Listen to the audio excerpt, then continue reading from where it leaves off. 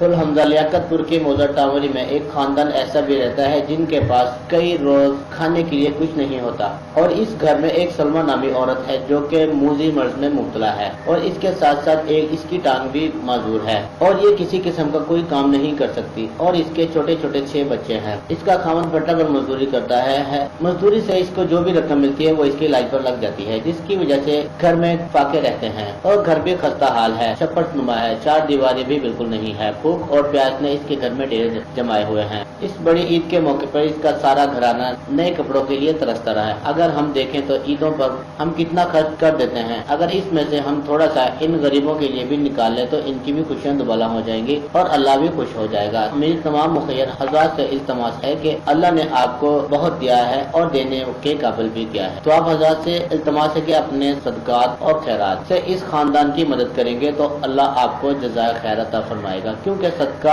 इससे हमारे बच्चों का सर सदका निकल जाता है और तमाम बलाएं टल जाती हैं और हमारे रिस्क में भी बरकत होती है। Cameraman team camera Mohammad Shafiq, Raj news, ठुल हमजा।